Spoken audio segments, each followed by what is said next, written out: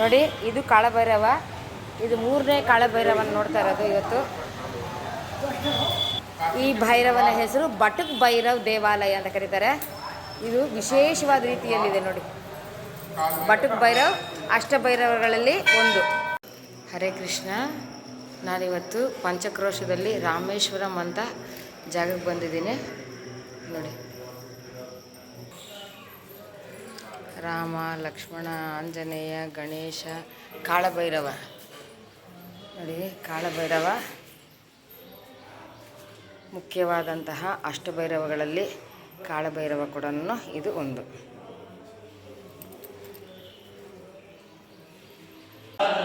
ಇದು ರಾಮೇಶ್ವರ ಲಿಂಗ. ಶ್ರೀರಾಮನೇ ಬಂದು ಇಲ್ಲಿ ಸ್ಥಾಪಿಸಿದಂಥ ಲಿಂಗ ನೋಡಿ. ನಾವಿವಾಗ ಪಂಚಶಿಲಾ ಅಂತ ಹೇಳಿ ಒಂದು ದೇವಸ್ಥಾನಕ್ಕೆ ಬಂದಿದ್ದೇವೆ. ಪಂಚಕ್ರೋಶ ಪರಿಕ್ರಮದಲ್ಲಿ ಇದು ಒಂದು. ಇದು ಪ್ರಾಚೀನವಾದಂತಹ ಉತ್ಖನದ ವೇಳೆ, ಅಂದರೆ ಭೂಮಿ ಗರ್ಭದಲ್ಲಿದ್ದಾಗ ಸಿಕ್ಕಿರೋದು ಇವೆಲ್ಲ. ಇವೆಲ್ಲ ಕೂಡ ಭಗವಾನ್ ಕಿ ಪ್ರಾಚೀನ ಮೂರ್ತಿಯ, ಅಂದರೆ ಮಣ್ಣಲ್ಲಿ ಸಿಕ್ಕಿರುವಂತಹ ಅಗೆಯುವಾಗ, ಈ ದೇವಸ್ಥಾನ ಅಗೆಯುವಾಗ ಸಿಕ್ಕಿರುವಂತಹ ವಿಗ್ರಹಗಳು. ಸೂರ್ಯದೇವರನ್ನ ನೋಡಿ, ಸೂರ್ಯದೇವ ನೋಡಿ, ಒಂದೇ ಚಕ್ರ.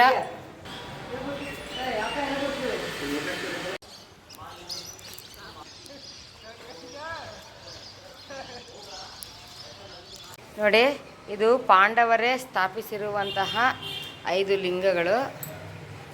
ಕಾಶಿನಿಗೆ ಬಂದು ಅವರು ತುಂಬ ಬಾಯಾರಿಕೆ ಆಗಿದೆ ಅಂತ ಹೇಳಿದಾಗ ಇಲ್ಲೇ ಪಕ್ಕದಲ್ಲಿ ದ್ರೌಪದಿ ಕುಂಡ ಅಂತ ಇದೆ. ಅದನ್ನು ಕೂಡ ಬಾಣ ಬಿಟ್ಟು ಅರ್ಜುನ ನೀರು ತಂದ. ಇದು ಯುಧಿಷ್ಠಿರ, ಭೀಮ, ಅರ್ಜುನ, ನಕುಲ, ಸಹದೇವ, ಇವರು 5 ಜನದ ಲಿಂಗ. ಇವರೇ ಧರ್ಮರಾಜ, ಭೀಮ, ನಕುಲ, ಸಹದೇವ, ದ್ರೌಪದಿ 5 ಜನರನ್ನು ಕೂಡ ಇಲ್ಲಿ ಪ್ರತಿಷ್ಠಾಪನೆ ಮಾಡಿ ಅವರು ಹೋದಂತಹ ದ್ವಾಪರ ಯುಗದಲ್ಲಿ. ನಾನಿವಾಗ ಲಾಸ್ಟ್ ಪಂಚಕ್ರೋಶದ ಕೊನೆಯ ಹಂತ 64 ಲಿಂಗಗಳನ್ನು ಪ್ರತಿಷ್ಠಾಪನೆ ಮಾಡಿರುವಂತಹ ಕಪಿಲ ಮುನಿಯ ಧಾರೆ ಕಾಳಭೈರವ. ಕಪಿಲೇಶ್ವರ ಲಾಸ್ಟ್ ಪಂಚಕ್ರೋಶ ಕೊನೆಯ ದೇವಾಲಯ ನೋಡಿ. ಈತನೇ ಕಪಿಲ ಮುನಿ. ಇವರು ಬಂದು ಇಲ್ಲಿ ಕುಳಿತು ವಿದ್ಯಾಲಯವನ್ನು ಸ್ಥಾಪಿಸಿ ಶಿಷ್ಯರಿಗೆಲ್ಲ ಪಾಠಗಳು ಹೇಳ್ಕೊಡುವಾಗ ದೇವತೆಗಳೇ ಬಂದು ಈ ಕಪಿಲ ತೀರ್ಥದಲ್ಲಿ ವಾಸವಾಗಿದ್ದರಂತೆ. ಹಾಗಾಗಿ ಕಪಿಲ ತೀರ್ಥ ತುಂಬ ಫೇಮಸ್. ಎದುರುಗಡೆ ಹೀಗೇನೆ ಗಣೇಶ ಇದ್ದಾರೆ ನೋಡಿ. ಈ ಕಪಿಲ ತೀರ್ಥ. ದಕ್ಷ ದೇವ ಪಕ್ಕದಲ್ಲೇ ಕಪಿಲ ಮುನಿ ಇದ್ದಾರೆ, ಇಬ್ಬರು ಇದ್ದಾರೆ. ಹರೇ ಕೃಷ್ಣ, ಶುಭೋದಯ. ಇವತ್ತು ನಾವು ಗಂಗಾ ನದಿ ತೀರದಲ್ಲಿ ಚೌಸಟ್ಟಿ ಘಾಟ್ನಿಂದ ಬಿಂದು ಮಾಧವಗೆ ಹೋಗಿ ಬರ್ತಾ ಹಾಗೆ ಪಂಚನದಿಯಲ್ಲಿ ಸ್ನಾನ ಮಾಡಿ, ಪಂಚಗಂಗಾ ಅಥವಾ ಪಂಚನದ ಅಂತ ಕರೀತಾರೆ, ಅಲ್ಲಿ ಸ್ನಾನ ಮಾಡಿ ಶಿವಪೂಜೆ ಮಾಡಿ ಲಿಂಗವನ್ನು ವಿಸರ್ಜನೆ ಮಾಡಿ ಬರ್ತೀವಿ. ಹಾಗಾಗಿ ಇದನ್ನೆಲ್ಲ ಪರಿಕ್ರಮ ಮಾಡಿಕೊಂಡು ಮತ್ತೆ ವಾಪಸ್ ಇಲ್ಲಿಗೆ ಬರ್ತೀವಿ. ಹರೇ ಕೃಷ್ಣ.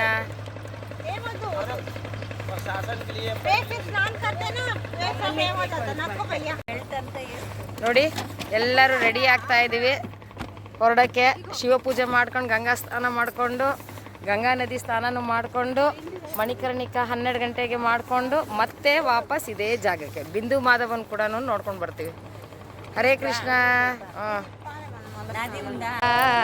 ಊಗೆನುದ ಊಗೆನುದ ಲಾಹಿರಿ ಲಾಹಿರಿ ಲಾಹಿರಿಯೋ ಓಹೋ ಜಗಮೇ ಊಗೆನುದ ಊಗೆನುದ ಊಗೆನುದ ರಾಧಾ ಚಂದ್ರುಲ ವಿಲಾಸ ಮೂಲತೋ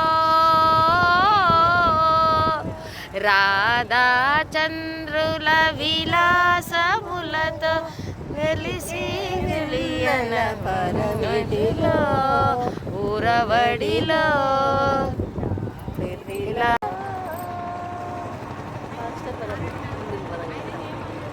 హర హర గంగే హర హర గంగే హర హర గంగే నమో నమః హర హర గంగే హర హర గంగే హర హర గంగే నమో నమః. హరే కృష్ణ. ನೋಡಿ ಇವರು ಇವಾಗ ನಮಗೆ ಹೊಸದಾಗಿ ಪರಿಚಯ ಆದರು. ಲಕ್ಷ್ಮೀ ಪ್ರಸನ್ನ ಅಂತ ಸಹಕಾರ ನಗರದಲ್ಲಿದ್ದಾರೆ. ಇವರು ಕೂಡ ಇಲ್ಲಿ 9 ತಿಂಗಳು 9 ದಿನ ಇದ್ದು ಶಿವಲಿಂಗವನ್ನ ಪ್ರತಿಷ್ಠಾಪನೆ ಮಾಡಿ ಹೋಗ್ತಾರಂತೆ. ಹಾಗಾಗಿ ಇವರು ಅಣ್ಣನ ಜೊತೆನೂ ಬಂದಿದ್ದಾರೆ. ಇವರು ಕೂಡ ಗುಂಟೂರಿನವರು. ಇವ್ರು ಕೂಡ ಜೊತೆಗೆ ಬಂದಿದ್ದಾರೆ. ಇವ್ರು ಬಂದಿರೋದ್ರಿಂದಾನೇ ನಮಗೆ ಮಣಿಕರ್ಣಿಕಾ ಘಾಟ್ನಲ್ಲಿ ಇವತ್ತು ಸಂಕಲ್ಪ ಸಮೇತ 3 ಸಾರಿ ಮುಳುಗಿ ಎದ್ವಿ. ಹಾಗಾಗಿ ಇವರೇನೋ ನಮ್ಮ ಅದೃಷ್ಟ ಇತ್ತು ಅನ್ಸುತ್ತೆ. ಇವರಿಬ್ರು ಜೊತೆಲಿ ಬಂದರು, ನಮಗೆ ಕೂಡ ಸಂಕಲ್ಪ ಮಾಡಿಸಿ ಸ್ನಾನಗಳಾಗಿ 12 ಗಂಟೆ ಕರೆಕ್ಟಾಗಿ ಮಣಿಕರ್ಣಿಕಾನಲ್ಲಿ ಡುಮ್ಕಿ ಹೊಡೆದ್ವಿ ಒಳಗಡೆಗೆ. ಹಾಗಾಗಿ ತುಂಬ ಧನ್ಯವಾದಗಳು ಇವರಿಬ್ಬರಿಗೆ. ಮತ್ತೆ ಇವರ ಭೇಟಿ ಆಗಬೇಕು ಅಂತ ಅಂದ್ಕೊಂಡು ಮನಸ್ಸಲ್ಲಿ ನಾನು ಅನ್ಕೊತಾ ಇದ್ದೀನಿ. ನಮ್ಮ ಗ್ರೂಪ್ನವ್ರು, ಗೋಪಿಕಾ ಗ್ರೂಪ್ನವರು ಇವ್ರ ಜೊತೆ ನೆಕ್ಸ್ಟ್ ಟೈಮು ವಿಸಿಟ್ ಮಾಡಿ ಇಲ್ಲಿ 9 ದಿನಗಳ ಇರೋ ಅಂತಹ ಒಂದು ಅವಕಾಶ ಸಿಗಲಿ ಅಂತ ನಾನು ಗಂಗಾ ನದಿನಲ್ಲಿ ಸಂಕಲ್ಪ ಮಾಡ್ಕೊತಾ ಇದ್ದೀನಿ. So every gopikas whoever is in my group, ಎಲ್ಲರಿಗೂ ಒಂದು ಆಪರ್ಚುನಿಟಿ ಸಿಗಲಿ ಇವ್ರ ಜೊತೆ ಬರಲಿಕ್ಕೆ ಅಂತ ಅನ್ಕೊತೀನಿ. ಹರೇ ಕೃಷ್ಣ, ಹರ ಹರ ಮಹಾದೇವ್. ಹರೇ ಕೃಷ್ಣ, ಹರ ಹರ ಮಹಾದೇವ್. ಹರೇ ಕೃಷ್ಣ, ಹರ ಹರ ಮಹಾದೇವ್.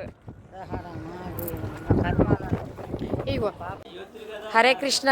ನೋಡಿ ಇದೇ ಗೌರಿ ಕುಂಡ. ಕೇದಾರೇಶ್ವರ ಘಾಟ್ ಆ ಕಡೆಗಿದೆ. ಒಳಗಡೆ ಈ ಥರ ಗೌರಿ ಕುಂಡಿದೆ. ಇಲ್ಲೇ ಗೌರಿ ದೇವಿ ತಾನು ಕುಳಿತು ಗಂಗೆ ಪೂಜೆ ಮಾಡಿ ಶಿವನ ಆರಾಧನೆ ಮಾಡಿದ್ಲು ಅಂತ ಹೇಳ್ತಾರೆ. ಇದನ್ನೇ ಗೌರಿ ಕುಂಡ ಅಂತ ಕರೀತಾರೆ. ಹರೇ ಕೃಷ್ಣ. ಇದು ದುರ್ಗಾ ಟೆಂಪಲ್. ಶ್ರೀ ಆದಿಶಕ್ತಿ ಮಾ ದುರ್ಗಾ ಅಂತ ಹೇಳಿ ತುಂಬ ಪವರ್ಫುಲ್ ಅಂತ ಇಲ್ಲಿನ ಜನರು ಹೇಳ್ತಾರೆ. ಇಲ್ಲಿನೇ ಕುಕ್ಕುಟೇಶ್ವರ ಮಹಾದೇವ ಇರೋದು. ತೋರಿಸ್ತೀನಿ ಈಗ. ನೋಡಿ ಇಲ್ಲಿಂದ ಕುಕ್ಕುಟ ಇದೆ. ನೋಡಿ ಇದೇ ಕುಕ್ಕುಟೇಶ್ವರ ಮಹಾದೇವ. ಇಲ್ಲಿನೇ ಇದನ್ನು ಮುಕ್ತಿ ಮಂಟಪ ಅಂತ ಕೂಡ ಕರೀತಾರೆ. ಯಾಕೆಂದರೆ ಕೆಲವು ಕೋಳಿಗಳಿಗೇನು ಮುಕ್ತಿ ಸಿಗೋಂಥ ಜಾಗ ಅಂತ ಹೇಳಿ ಇದನ್ನು ಕುಕ್ಕುಟೇಶ್ವರ ಅಂತ ಕರೀತಾರೆ. ಕುಕ್ಕುಟ ಅಂತಂದರೆ ಕೋಳಿ. ಕೋಳಿಗೆ ಕೂಡ ಮುಕ್ತಿ ಸಿಕ್ಕಿದಂತಹ ಜಾಗ. ಆದ್ದರಿಂದ ಇದನ್ನು ಕುಕ್ಕುಟೇಶ್ವರ ಅಂತ ಕರೀತಾರೆ. ಇಲ್ಲಿ ಕೂತ್ಕೊಂಡು ಸ್ವಲ್ಪ ಹೊತ್ತು ಧ್ಯಾನ ಮಾಡಬೇಕು ಅನ್ನೋದು ಪುರಾಣ ಹೇಳುತ್ತೆ. ಕೃಷ್ಣ. ಶುಭೋದಯ ಎಲ್ಲರಿಗೂ. ಇವತ್ತು ನಾವು ಕಾಶಿ ಮುಗಿಸ್ಕೊಂಡು 9 ರಾತ್ರಿಯಲ್ಲಿ ಮಲಗಿದ್ದು ವಿಂಧ್ಯಾಚಲಕ್ಕೆ ಬಂದಿದ್ದೀವಿ. ವಿಂಧ್ಯಾಚಲ ಸಾಕ್ಷಾತ್ ದುರ್ಗಿಯು ವಿಂಧ್ಯಾಚಲದ ಪರ್ವತದ ಒಂದು ತಪ್ಪಲಿನಲ್ಲಿ ವಾಸವಾಗಿರುವಂತಹ ಜಾಗ. ಇಲ್ಲಿ ಕೂಡ ಮಹಾಕುಂಭಮೇಳಕ್ಕೆ ತುಂಬ ಜನ ಬಂದು ಹೋಗಿದ್ದಾರೆ ಅಂತ ಹೇಳ್ತಿದ್ರು.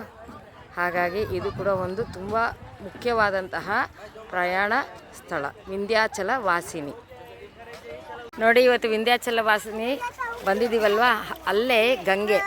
ನಾವೆಲ್ಲರೂ ಬಂದು ಇವಾಗ ಆರತಿ ಮಾಡಿದ್ದೀವಿ. ಈ ಮಕ್ಕಳೆಲ್ಲ ತುಂಬ ಮಿಸ್ಚೀವಿಯಸ್ ಆಗಿ ವರ್ತಿಸ್ತಿದ್ದಾರೆ. ಏನಾದರೂ ಕೊಟ್ಟು ಕಳಿಸ್ಬೇಕು ಅವರಿಗೆ. ನೋಡಿರಿ ಇದು ಗಂಗಾ ನದಿ. ವಿಂಧ್ಯಾಚಲ ವಾಸಿನಿ ನೋಡೋಕ್ಕೆ ಹೋಗ್ತೀವಿ ಇವಾಗ. Streets of ವಿಂಧ್ಯಾಚಲಂ.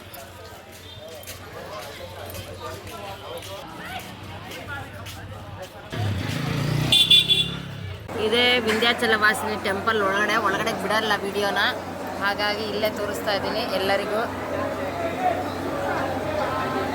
ಎಲ್ಲರೂ ಕ್ಯೂನಲ್ಲಿ ನಿಂತಿದ್ದೀವಿ. ಮಧ್ಯಾಹ್ನ 12 ಗಂಟೆ ಕ್ಲೋಸ್ ಆದರೆ ತಿರ್ಗ 1:30ಗೆ ಓಪನ್ ಆಗೋದು. ಹಾಗಾಗಿ ನಾವೆಲ್ಲರೂ ಇಲ್ಲೇ ನಿಂತಿದ್ದೀವಿ. ನೋಡಿ ಇದೇ ಕಾಳಿಕೋ ಟೆಂಪಲ್. ವಿಂಧ್ಯಾಚಲ ವಾಸಿನಿ ಹೋಗಿ ಬಂದು ನಾವು ಕಾಳಿಕೋ ಟೆಂಪಲ್ಗೆ ಬಂದಿದ್ದೀವಿ. ಇಲ್ಲಿ ದೇವಿ ಕುಂಡ ಇದೆ, ಅಂದರೆ ಬಾವಿ, ಕೂಪ ಅಂತಾರಲ್ಲ, ಬಾವಿಯ ಕೂಪವಿದೆ. ಈ ಕೂಪದಲ್ಲಿ ನೀರು ಕುಡಿಬೇಕು.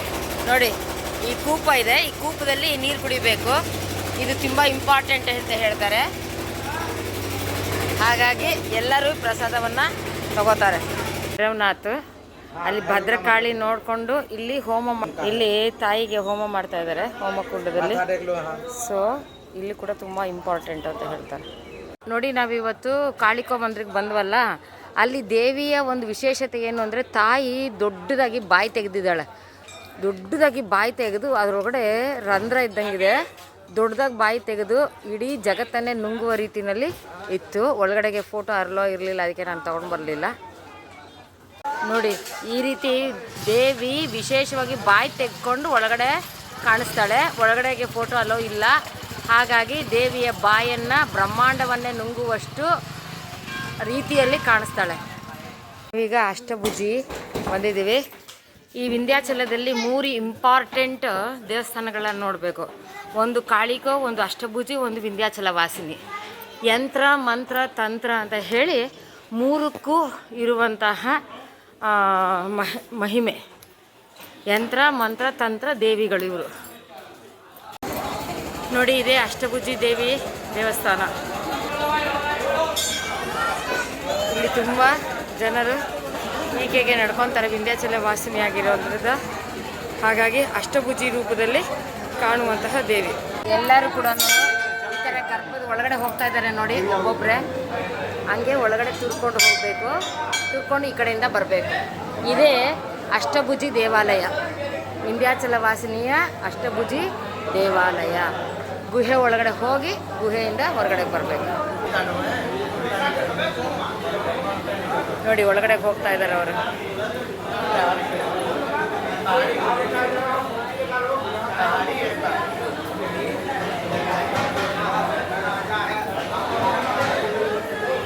ಸೀತಾಕುಂಡಕ್ಕೆ ಬಂದಿದ್ದೀವಿ. ಸೀತಾದೇವಿ ರಾಮನಿಗೆ ನೀರು ಮತ್ತು ಅಡುಗೆ ಮಾಡಿಸಿದಂತಹ ಜಾಗ. ಇದೇ ಸೀತಾಕುಂಡಕ್ಕೆ ಬಂದಿರೋಂತಹ ಜಾಗ. ಇಲ್ಲಿ ಸೀತಾಧಾರ ಅಂತಲೂ ಹೇಳ್ತಾರೆ. ಶ್ರೀರಾಮನಿಗೆ ನೀರು ಮತ್ತು ಅಡುಗೆಯನ್ನು ಮಾಡಿಕೊಟ್ಟಿರುವಂತಹ ಸ್ಥಳ. ತುಂಬ ಶುಭ್ರವಾದಂತಹ ನೀರು ಒಳಗಡೆ ಕಾಣಿಸುತ್ತೆ, ಬಟ್ ಅವರು photo not allowed. Hare Krishna. ನಾನಿವತ್ತು ಪಂಚಕ್ರೋಶದಲ್ಲಿ ರಾಮೇಶ್ವರಂ ಅಂತ ಜಾಗಕ್ಕೆ ಬಂದಿದ್ದೀನಿ ನೋಡಿ. ರಾಮ, ಲಕ್ಷ್ಮಣ, ಆಂಜನೇಯ, ಗಣೇಶ, ಕಾಳಭೈರವ. ನೋಡಿ, ಕಾಳಭೈರವ ಮುಖ್ಯವಾದಂತಹ ಅಷ್ಟಭೈರವಗಳಲ್ಲಿ ಕಾಳಭೈರವ ಕೂಡ ಇದು ಒಂದು.